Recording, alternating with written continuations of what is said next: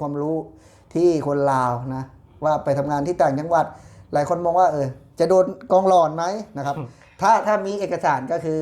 จบเลยนะจบแต่ถ้าบ่มีเอกสารก็โดนแน่นอนโดนปรับโดนปรับเนาะกองหลอนพายปืนมาเคยเจอป่ะ เจอมีแบบกองหลอนที่แบบว่าเขามาตรวจมีมาตรวจคือสมมติว่าเขามาเนี่ยเขาถือปืนอยู่แล้วเนาะมาถือปืนถือปืนแต่เขาบ่ได้เฮ็ดเงายังเนาะบ่ได้เฮ็ดหยังถ้าเขามีเอกสารเนาะถ้าบ่มีก็โดนปรับก็คือจะยามดึกค่ำคืนละสวัสดีครับพี่เบิร์ดสุคนครับวันนี้บอยอดเองก็ได้มีโอกาสนะครับเพื่อนนะครับที่ห่างหายกันไม่ได้เจอกันประมาณ 7-8 ปีเนาะหากันมาเจอกันวันนี้นะซึ่งบอยอดเองท่านผู้ชมเนาะก็ถือว่ามาอยู่ประเทศไทยนี่ก็ค่อนข้างที่จะนานเนาะแล้วมันมีข่าวเนาะว่ากองร้อนนะครับไปรีดไถเงินของประชาชนนะครับที่อยู่ต่างแขงนะครับไปอยู่อีกแขงหนึ่งหรือว่าต่างเมืองต่างอำเภอประมาณนี้ท่านผู้ชมนะแล้วคนนี้นะครับซึ่งเพื่อนบอยอดนะครับ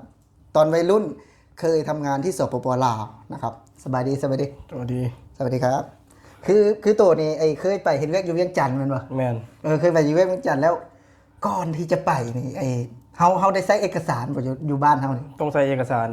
ประกอบเอกสารเป็นไม่ได้เอกสารประกอบในเอกสารประกอบยังใบยังยืนที่อยู่มีใบยังยืนที่อยู่อีกแมนแล้วมีใบยังยืนที่อยู่นี่คือไปเอาอยู่ในเมืองบ่อยู่ในบ้านต้องไปเอาที่ในเมืองไปในบอกปกสเนาะแมนปกสก็คือสถานีตำรวจนะท่านผู้ชมเนาะปกสคือไปเอาดิเสียเงินบ่ทันหรือว่าบ่ได้เสียเสียจากพันนะเสียประมาณ 2-3 แสนเสียอยู่เฮาพี่บอกคือเฮาต้องไปเสียอยู่พุ่นเสียอยู่เฮาพุ่นล่ะเสียอยู่ของการตำรวจก็คือมันเสียอยู่พี่ก็คือเพิ่นเอกสารให้อยู่พี่แม่นจักมื้อบัดนี้ยังสิได้นะเสียอยู่ของการตำรวจแล้วก็ประมาณอาทิตย์นึงได้ก็คือเสียเงินไว้แล้วก็คือเพิ่นก็จะดำเนินเอกสารให้แม่นก็คืออีกอาทิตย์นึงก็ต้องไปรับเอาแม่นนะท่านผู้ชมนะก็คือก่อนที่จะได้ไปทำงานในเวียงจันทน์เนาะหรือว่าสวรรณเขตหรือว่าปักเซที่ไหนก็แล้วแต่ที่คนละจังหวัดนะกับจังหวัดที่เราอยู่เนาะก็จะเสียเงินเนาะหรือว่าประมาณว่าทำเอกสารเดินเรื่องที่อยู่นะมันวะเดินเรื่องที่อยู่บัดนี้หลังจากที่เอาเอกสารพวกนี้ไปแล้วเดินทางไปได้เลยบ่เดินทางไปได้เดินทางไปได้แล้วไปแจ้งอีกบ่อยู่พุ่นกันไปแจ้งในบ้านหลังจากที่เฮานี่อยู่บ้านเฮาเนาะไปเอาเอกสารในเมืองแล้วมาเซ็นในบ้านเฮาแม่นไปเซ็นในบ้านเฮาปุ๊บแล้วก็ไปเฮ็ดงานในเวียงจันทน์สมมุติว่าไปเฮ็ดในเวียงจันทน์แล้วก็เอาไปให้ในบ้านที่เวียงจันทน์ไปให้ในบ้านที่เวียงจันทน์ก็คือคณะการจัดตั้งเขาแหละว่าซั่นเนาะแม่นว่าเฮาอยู่หม้องใดพักอยู่หม้องใดไปสิบ่แม่นล่ะมีที่พักอีกบ่ครับไปพุ่นน่ะมีห้องเช่าบ่ตอนไปนะแล้วแต่นายจ้างแล้วแต่นายจ้างอยู่เวียงจันทน์แม่นนะในตอนนั้นอยู่ที่ประมาณเท่าไหร่ก็ 200,000 บ่ประมาณ 200,000 200,000ก็ประมาณ800 บาทณตอนนั้นนะเพราะว่าเงินยังบ่ได้เพิ่มเนาะเงินยังบ่ได้เพิ่มเงินคือเรทประมาณ 250,000 กีบนะครับตอนนั้นตอน 1,000 บาทนะครับถ้าปัจจุบันนี้ก็ประมาณถ้าปัจจุบันนี้ก็อาจจะแพงขึ้นอีกเนาะแพงขึ้นบ่ฮู้ว่าแพงบ่แพงแต่ประมาณจักปีแล้วไปตอนนั้นประมาณ 6-7 ปีแล้วประมาณ7 ปีแล้วนะหลังจากที่อยู่หั่นแล้วมาพี่นะก็คือเหตุการณ์ของหนุ่มลาวท่านผู้ชมเนาะซึ่งบอยอดเองบ่เคยไปนะครับบอยอดเองเป็นคนสปป.ลาวแต่ไม่เคยทำงานที่ลาวนะครับทำงานก็ทำงานอยู่ในรอบบ้านนะครับท่านผู้ชมทำงานแบบมีคนจีนหรือว่าคนอะไรมาสัมปทานก็ทำงานแถวๆบ้านแต่บ่เคยได้ไปเฮ็ดงานอยู่ที่ในเมืองนะครับงานอยู่ที่เวียงจันทน์เนาะคือเวียงจันทน์กับบ้านบอยอดท่านผู้ชมเนาะก็ห่างกันอยู่400กว่ากิโลนะครับมันไกลเนาะไกลเป็นเมืองหลวงถือว่าคนอยู่บ้านตัวนี้คือไปเฮ็ดงานอยู่พุ่นหลายคือบ้านอันนี้ก็อยากแนะนำนะครับนี่คือคนบ้านเดียวกันนะครับกับน้องมนนะครับ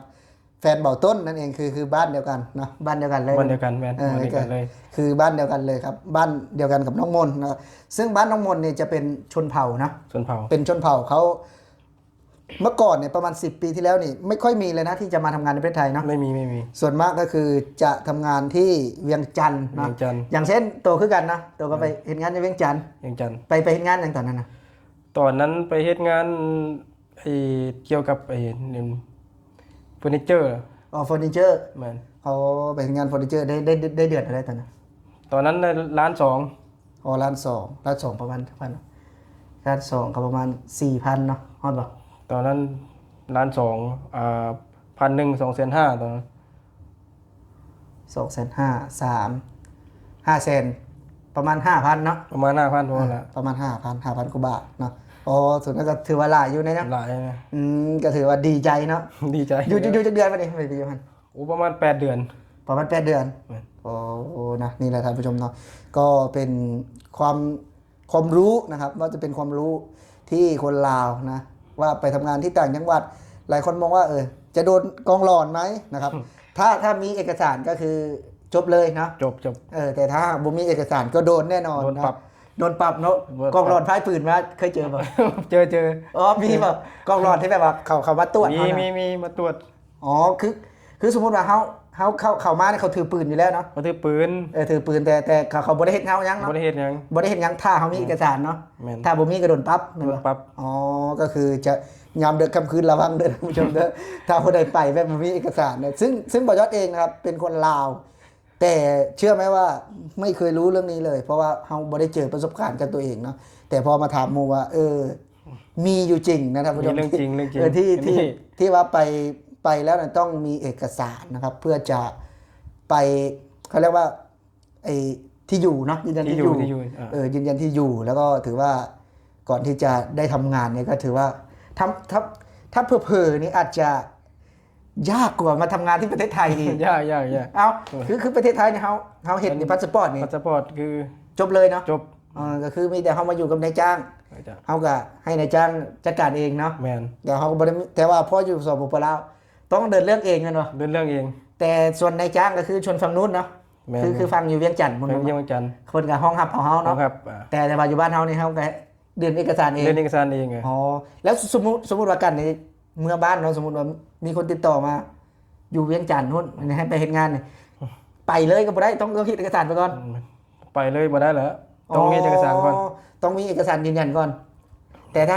ไปเที่ยวในธรรมดาเนี่ยไปได้เนาะ ได้ ไปเที่ยว สมมติว่าประมาณอยู่เดือนหนึ่งเนี่ยก็น่าจะได้เห็นเนาะ น่าจะในเหตุหรือมั้ง อยู่เดือนหนึ่งนะอันนี้เป็นความรู้นะครับ หลายคนถามบอยอดมาตลอดว่าทำไมถึงต้องเสียนู่นเสียนี่เสียเพราะอะไรค่าอะไรบอยอดโบฮู้นะบอยอดบ่เคยไปเนาะนะว่ากองหลอดเนี่ยเขาจะมาตรวจสอบเราไหมตรวจสอบนี่จริงเนาะ จริง แต่จริงแต่ถ้าว่าเราถูกต้องตามกฎหมายนะครับ เพราะว่าคนลาวก็เหมือนกันนะ ไม่เหมือนอยู่ประเทศไทยนะเหมือนมาอยู่ประเทศไทยนะบอยอดมาอยู่ประเทศไทย8 ปีนะครับนะจะไม่มีนะครับเจ้าหน้าที่ที่จะเข้ามาค้นบ้านแบบนี้นะครับมาเคาะห้องก็คือไม่มี เพราะว่าเฮามาถูกต้องตามกฎหมายนะ แม่น ถ้าหากจะตรวจสอบก็คือเขาจะแจ้งไปทางร้านนะครับนะก็ไปอยู่ที่ร้านเนาะ แม่น เวลาเขาไปเฮ็ดงานนะเพิ่นก็จะไปตรวจที่ร้านนะครับ ซึ่งแน่นอนว่าไม่มีนะครับที่จะมาเคาะห้องก๊อกก๊อกก๊อกก๊อกนะนี่ก็คือความรู้นะครับจากหนุ่มลาวที่ไปทำงานที่เวียงจันทร์นะครับ แต่นะครับท่านผู้ชมต้องมีเอกสารยืนยันถูกต้องทั้งที่มีพาสปอร์ตนะครับก็ไม่ใช่นะครับนะไม่มีเปโป้อีกเลย บ่มี ก็คือมีแต่ไปเอาเอกสารจากปกสนะครับ แม่น แล้วก็มาเซ็นในบ้านเขา มาเขียนประวัติแล้วก่อน คิดได้เขียนประวัติอีก เขียนประวัติชื่อนามสกุลบ้านเมืองแขวงอย่างที่แล้วก็ให้ในบ้านเส้นแล้วก็จำการ โอ้คือเอาครบทุกวันเนาะ แม่น ซื้อพ่อซื้อแม่อีกเนาะ ซื้อพ่อซื้อแม่นั่นแหละ นะครับ อันนี้คือเคล็ดลับความรู้นะครับ คนลาวนะครับ ด้วยกันบอยอดเองยังไม่รู้นะครับ ก็เลยมาสอบถามเพื่อน เพราะว่าเรียนด้วยกันตอนตั้งแต่ประถมเนาะ ประถม ตั้งแต่ประถมท่านผู้ชมจนถึงม.5 ม.6 นะครับม.5 นะครับ ก็รู้จักกันมา ถ้าตั้งแต่อนุบาลเลยนะซึ่งถามว่าอนุบาลไม่มีแต่ปอเกียมนะครับ ตอนนั้นคือบอยอดก็เรียนตั้งแต่2004นะครับที่อาจจะยังไม่ได้สนิทกันตอนนั้น แต่รู้จักหน้าเขาในตั้งแต่2004นะครับถ้ารวมๆระยะเวลาก็ประมาณ20 ปีนะท่านผู้ชมนะรู้จักเขามาเนี่ย แม่น แต่ห่างกันเขาเรียกว่าห่างหายกันมาเนี่ยตั้งแต่จบบอยอดเองนะครับเรียนไม่จบนะครับก็ออกม.5 นะครับเขาเองก็เรียนต่อนะเรียนต่อจบม.7 ป่ะ จบมา7 แล้วไม่ได้ไปต่ออีกว่ามัน บ่ แล้วก็เรียนจบม.7 แล้วมาทำงานไทย มาทำงานไทยเป็น แล้วก็คือตอนนี้มีเมียแล้ว มีเมียแล้ว มีเมียแล้วนะ ยันว่ามีผู้สาวที่เขาได้จีบ นะท่านผู้ชมนะก็ประมาณนี้ครับ7 ปีนะครับก็มาเจอกันนี่แหละครับที่ได้เจอกันอีกครั้งก็คือเพราะประเทศไทยเพราะว่าบ่าวยอดเองนั้นได้โพสต์ว่ามาอยู่ประเทศไทยมาอยู่ในเมืองนะครับซึ่งเขาอยู่ไหนตอนนี้ อยู่หลักสี่ รูหลักสี่อยู่ไซส์ไหนอยู่หลักสี่ หลักสี่ดอนเมืองเนี่ยนะ อ๋อหลักสี่ดอนเมืองซึ่งไม่ไกลกันมากนะถ้านั่งรถก็ประมาณจักบาทนะสมมติว่านั่งแก๊ปไปที่จักบาท แก๊ปไป ร้อย กว่าบาท อ๋อประมาณนั้นท่านผู้ชมนะเอาสำหรับคลิปนี้ทุกคนคิดเห็นอย่างไรครับ ถึงกระจ่างแจ้งหรือยังครับว่านี่ครับประมาณนี้นะครับนะซึ่งว่าถามว่ากองหลอนมีไปเคาะห้องไหมครับมีนะครับนะแต่ถ้าไม่ได้ทำอะไรผิดเขาไม่ทำร้ายแน่นอนท่านผู้ชมนะสำหรับคลิปนี้